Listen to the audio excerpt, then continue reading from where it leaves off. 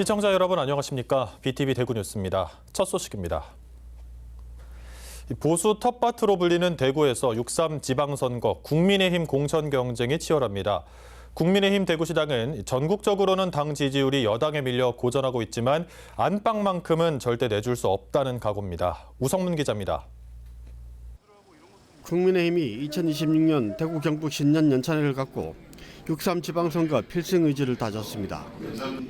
전국적인 당 지지율은 여당에 밀리고 있지만 안방에서만큼은 모든 공천 후보가 당선되도록 한다는 각오입니다.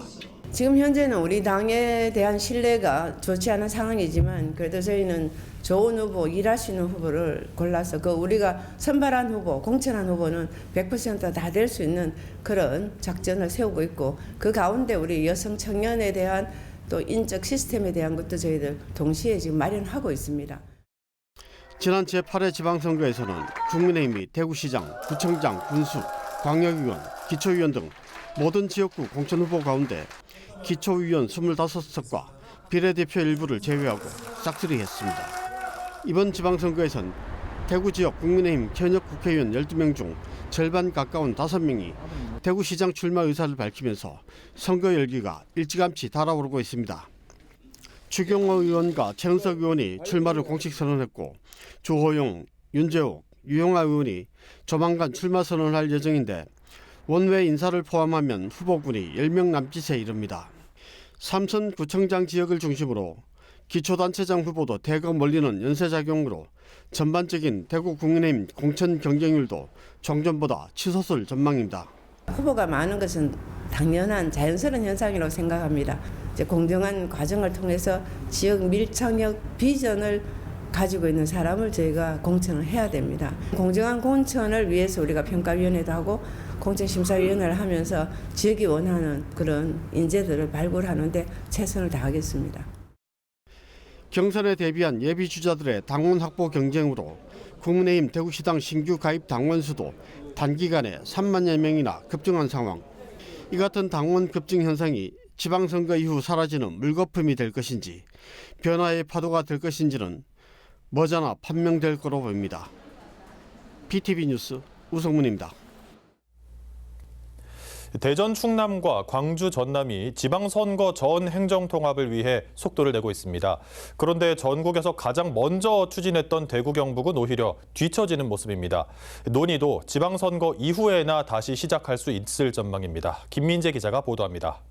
수도권 1극 체제에서 벗어나 전국을 다극 체제로 만들어 균형 발전을 꾀한다는 정부의 5극 3특 전략. 초광역을 이루는 자치단체에는 집중적인 지원을 약속했습니다. 기존의 비수도권 시도 단위의 균형 발전 전략으로는 이 수도권 집중을 극복하기가 어려워졌습니다. 한계가 명확하다는 것이 밝혀졌습니다. 5극 3특 권역별 메가시티 전략이 나온 이유이기도 합니다. 이제는 권역별로 전국토를 넓게 쓰는 국토공간 대전환 전략이 필요합니다. 대전 충남에 이어 광주 전남까지 행정통합 추진을 공식화하면서 속도전에 들어갔고 여기에 부산 경남도 가세했습니다. 전국에서 가장 먼저 행정통합을 추진했던 대구 경북은 지지부진합니다. 대구 경북은 지난 2024년 10월 공동 합의문을 발표하고 대구시의회 동의까지 얻었지만 경북 북부의 반대에 가로막혀 추진 동력이 사라졌습니다. 대구시는 대구 경북 통합 논의를 지방선거 이후로 시점을 미루기로 했습니다.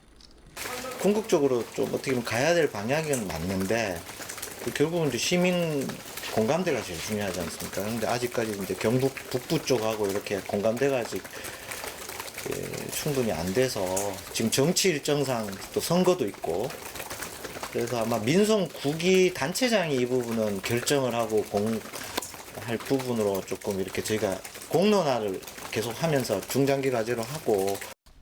다만 관광이나 교통 등 기능 단위로 먼저 통합하는 광역연합은 먼저 기획단부터 구성해 추진하기로 했습니다. 홍준표 대구시장은 자신의 SNS를 통해 시도 통합로는 자신이 불을 지피고 대구는 통합 준비를 끝냈는데 경북도지사가 갑자기 미온적인 태도를 보이면서 무산됐다며 지방의 살 길은 통합뿐이라고 아쉬움을 표했습니다. 전국적으로 초광역화를 위한 논의가 속도를 내는 가운데 대구 경북은 뒤처질 수밖에 없을 거라는 우려의 목소리가 나오고 있습니다. BTV 뉴스 김민재입니다. 빨라지는 기후 시계에 대응하기 위해 정부가 온실가스를 크게 감축하는 목표를 내놨습니다. 환경단체들은 이마저도 너무 낮다고 비판하고 있지만 지역 기업들은 중요한 건 알고 있지만 부담스럽다는 반응입니다. 우성문 기자의 보도입니다. 정부가 2035년까지 온실가스 배출량을 2018년 대비 53%에서 61%까지 감축하는 국가 온실가스 감축 목표 NDC를 제시했습니다. 국제사회에서 환경 규제는 지속적으로 강화되고 있지만 기업들의 대응은 상당히 미흡한 상황.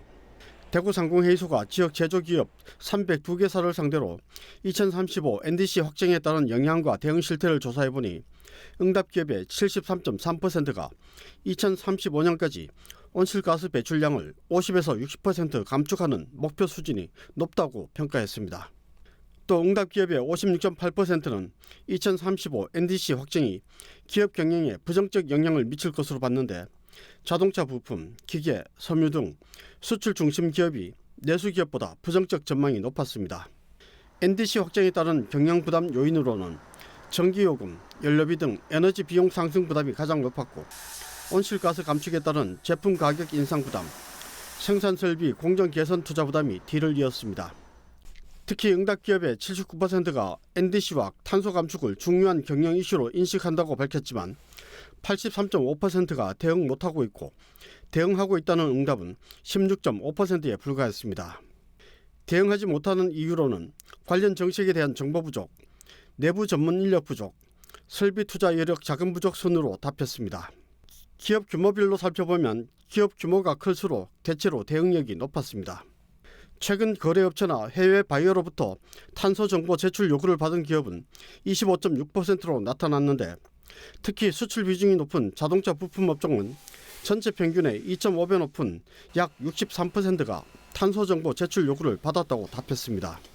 정부나 지자체에 바라는 지원 정책으로는 산업용 전기요금 안정, 고효율 저탄소 설비 지원, 재생에너지 설비 지원 등을 원하는 것으로 나타났습니다. BTV 뉴스 우성문입니다. 지난 여름 이국적인 풍경을 간직해 대구의 명소로 떠오른 가창 채석장이 최근 방문객들의 출입을 전면 통제했습니다. 채석장 측은 겨울철 안전사고를 예방하기 위한 조치라며 오는 3월부터 다시 개방할 예정이라고 밝혔습니다. 천혜열 기자가 취재했습니다. 채석장으로 들어가는 입구, 사람 키보다 훨씬 높은 철문이 길을 막고 있습니다. 자물쇠로 채워져 있어 들어갈 틈도 보이지 않습니다. 철문에는 출입을 통제한다는 대형 안내문이 걸려 있습니다. 채석장 측은 시설 내 모든 공간을 일시적으로 폐쇄한다고 밝혔습니다. 통제 기간은 이달 1일부터 다음 달 28일까지입니다. 겨울철 강설과 미끄럼 등으로 인한 낙상 사고를 방지하기 위한 조치라고 설명했습니다. 출입이 통제되기 이틀 전에 촬영한 채석장의 모습입니다. 에메랄드빛 호수는 지난 여름 사람들에게 처음 알려질 때와 같이 그대로 보존돼 있습니다. 호수 뒤로 높이가 40m쯤 되는 석벽 또한 여전히 웅장함을 자랑합니다. 호수 주변으로 방문객들의 접근을 막기 위한 철조망이 쳐져 있습니다. 토지 소유자가 내건 출입금지 안내판도 볼 수 있습니다. 이곳이 사유지라는 것을 강조하며 호수 안쪽으로 무단 출입을 금지한다는 내용입니다. 물속으로 들어가면 위험하다는 안내판에는 이 호수의 수심이 29m라고 설명하고 있습니다. 이 물이 청정지역 허용 기준에 적합한 수준이라는 점도 함께 표기되어 있습니다. 지난 6월 BTV 보도를 통해 처음 영상으로 세상에 알려지면서 전국적인 핫플레이스로 떠오른 가창면 폐채석장. 방문객의 안전을 위해 잠시 출입이 통제됐지만 채석장 측은 오는 3월부터 다시 내부 시설을 개방하겠다고 밝혔습니다. BTV 뉴스 천혜열입니다.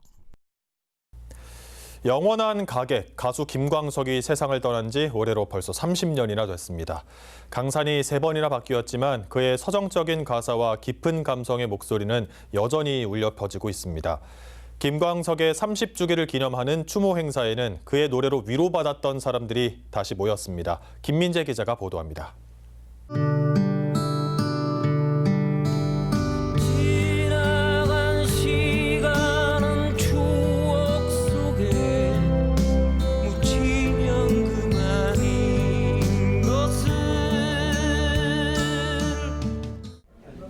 1996년 1월 6일 32의 젊디 젊은 나이에 세상을 떠난 영원한 가객 김광석.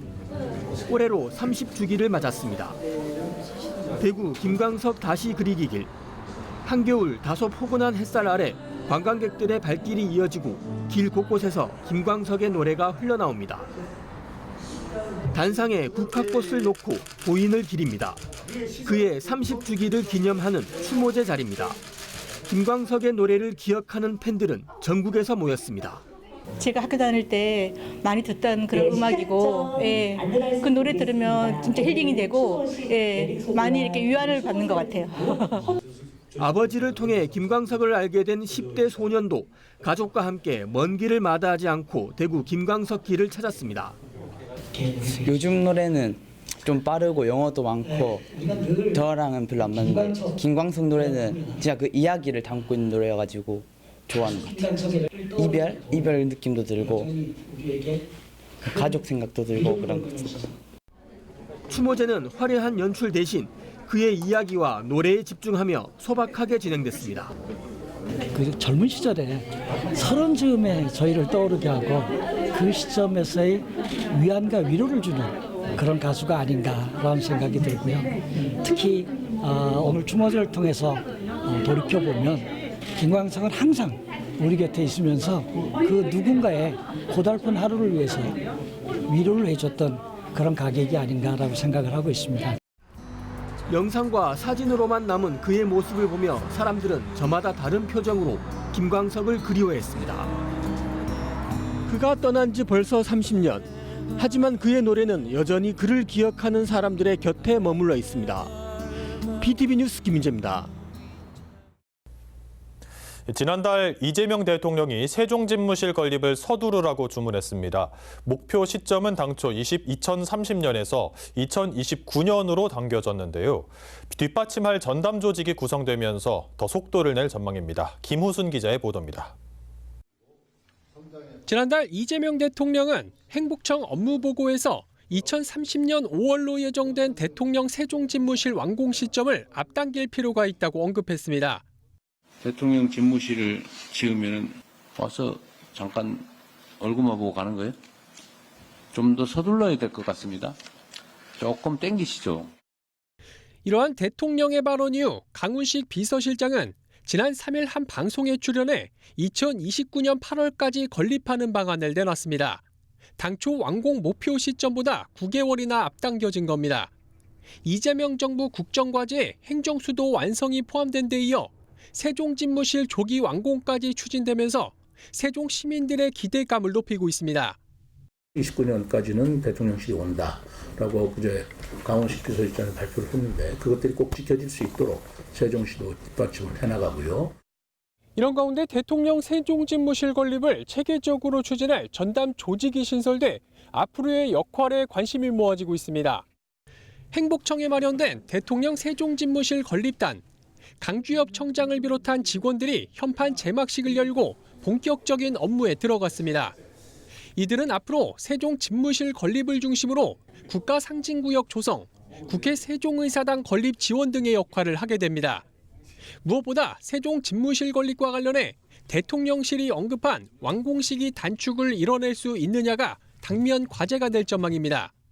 전문가 자문, 관계부처 협의 등을 통해서 대통령 세종집무실 건립을 신속하게 추진하는 방안에 대해서 다각도로 검토하고 있습니다. 앞으로 이 검토 결과를 바탕으로 신속하고 효율적으로 대통령 집무실이 건립될 수 있도록 전담 조직 신설이 더해지며 속도전에 돌입한 대통령 세종집무실 건립, 실제 성과로 이어질 수 있을지 주목됩니다.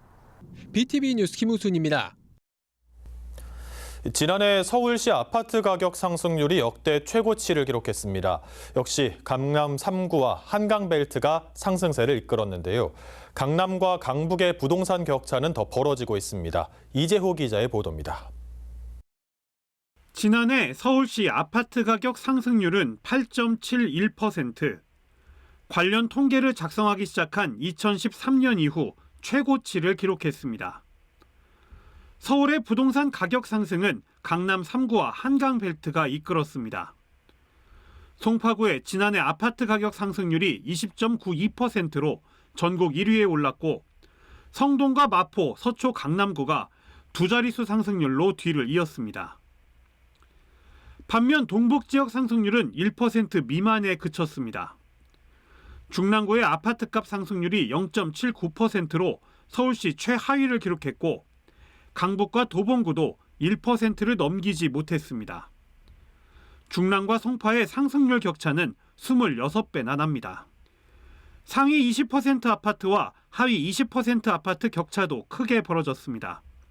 상위 20% 아파트의 평균 가격은 34억 3천만 원, 하위 20% 아파트는 4억 9천만 원으로 저가 아파트 7채를 팔아야 고가 아파트 1채를 살 수 있습니다. 전문가들은 11호 부동산 대책에 따른 대출 규제가 양극화를 더 심화시키고 있다고 보고 있습니다. 주택담보대출 한도가 집값의 40%까지로 묶이면서 대출 의존도가 높은 실수요자들의 거래가 위축됐다는 겁니다. 실제로 강북, 도봉, 노원 아파트의 거래량은 대출 규제 후 30% 이상 줄었고 강남과 송파의 거래량은 계속 늘고 있습니다. LTV 70이 LTV 40이 되는 순간 그 30%만큼의 주택 가격을 감수하기 어려운 분들이 많이 계시는 지역일수록 주택 매수세나 주택 가격의 변동이 좀 더 줄어들 수밖에 없죠. 강북 지역에선 강남과 같은 규제를 받고 있는 게 부당하다며 규제가 필요한 지역에만 적용하는 핀셋형, 차등형 규제로 전환이 시급하다는 목소리가 커지고 있습니다. BTV 뉴스 이재우입니다. 올해부터 지방세제 제도가 크게 바뀝니다. 인구 감소 지역에 대한 세제 지원이 강화되고 빈집 철거나 생애 최초 주택 구입 시 감면 혜택도 늘어납니다. 유철미 기자가 정리했습니다. 행정안전부가 올해부터 시행되는 지방세법과 지방세 특례 제한법 개정 내용을 발표했습니다. 이번 개정은 지역별 차등세제 지원을 통해 인구 감소 지역의 투자를 유도하고 지역 균형 발전을 촉진하는 데 중점을 뒀습니다. 산업, 물류, 관광단지의 감면율은 수도권 10%, 비수도권 25%, 인구 감소 지역은 40%로 차등 적용됩니다. 인구 감소 지역에서 창업하거나 사업장을 신설하면 부동산 취득세와 재산세가 5년 동안 면제되며 이후 3년 동안은 재산세의 50%를 감면받습니다. 지방에 준공 후 미분양된 전용 면적 85제곱미터 이하, 6억 원 이하의 아파트를 개인이 취득할 경우 취득세를 최대 50%까지 감면합니다. 또 빈집을 철거하면 토지 재산세가 5년 동안 50% 감면되고 해당 부지에 주택을 신축하면 취득세도 최대 절반까지 줄어듭니다. 주거 안정을 위한 혜택도 늘어납니다. 생애 최초 주택 구입 시 취득세 전액 감면이 연장되며 특히 인구 감소 지역 내 감면 한도는 200만 원에서 300만 원으로 상향했습니다. 출산이나 양육 목적으로 주택을 구입할 때도 취득세를 500만 원 한도 내에서 전액 면제받을 수 있습니다. 과세 체계도 개편됩니다. 가족 간 주택 저가 양도는 증여로 간주해 3.5%의 세율을 적용하고 회원제 골프장 매매 시 12%의 중과세율을 적용합니다. 윤호중 행정안전부 장관은 이번 개정이 국가 균형 발전과 민생 안정, 공정 과세를 목표로 했다고 밝혔습니다. BTV 뉴스 유철미입니다. 직장에서의 일과 퇴근 후 가정에서의 삶의 균형을 따지는 이른바 워라밸이 가장 조화로운 대도시는 부산인 것으로 나타났습니다.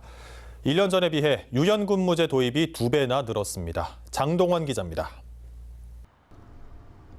고용노동부가 각 지역 2024년 기준 일 생활 균형 지수를 조사했습니다. 부산은 73점을 기록하며 전라남도에 이어 전국 2위, 특광역시 중에서는 1위를 기록했습니다. 12위에 그쳤던 2023년 기록에 비해 8계단이 상승했습니다. 세부 내역을 들여다보면 지난해 전국 15위로 최하위권이던 일 관련 지표가 1위로 뛰어올랐습니다.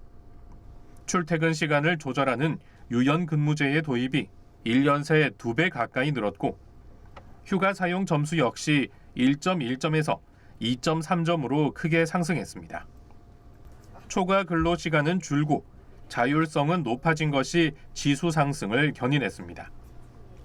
부산시는 2018년부터 워라벨 주간 운영과 함께 소규모 기업을 직접 찾아가 맞춤형 컨설팅과 캠페인 등을 전개해왔습니다. 하지만 워라벨에 대한 지자체 관심도 평가에서는 부산이 11위에 그쳐 보완해야 할 과제로 남았습니다. 부산시는 올해 중소기업을 직접 방문해 정부 지원 사업을 연계하는 한편 워라벨 인증 기업에 대한 인센티브를 개발해 워라벨 문화를 더욱 확산해 나간다는 계획입니다. BTV 뉴스 장동원입니다.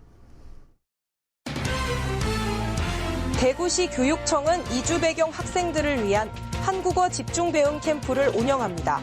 이번 캠프는 학생들의 한글 문해력을 향상시키기 위한 것으로 총 40명의 이주 배경 학생을 대상으로 합니다. 참가 학생들의 한국어 수준에 따라 기초 단계와 학습 단계로 구분해 프로그램이 진행될 예정입니다. 2026년 참꽃 갤러리의 첫 기획 전시, 신춘 사색전이 달성군청 참꽃 갤러리에서 열립니다. 김주연, 노은정, 유명수, 이병철 작가가 참가하며 서로 다른 풍경을 작품으로 표현하는 이번 전시는 20일까지 마련됩니다. 송현여자고등학교 2학년에 재학 중인 이승현 학생이 청소년 유리대회 고등셰프 라면 전쟁에서 대상을 차지했습니다. 이승현 학생은 대회에서 얻은 상금 100만 원을 어려운 이웃에게 도움을 주고자 남구청에 기탁했습니다. 이승현 학생의 선행은 많은 이들에게 기감이 되고 있습니다. 서구청은 서구 어린이도서관 주변의 녹지 환경 개선 공사를 완료했습니다. 이번 공사는 정원형 화단을 조성하는 방식으로 진행됐으며 총 1억 원의 사업비가 투입됐습니다. 이를 통해 어린이에게 쾌적한 독서 환경을 제공합니다. 이상 간추린 소식입니다. BTV 뉴스는 뉴스 홈페이지에서도 바로 시청하실 수 있습니다. 시청자 여러분의 많은 관심 바랍니다. 이상으로 뉴스를 마칩니다. 함께해 주신 여러분 감사합니다.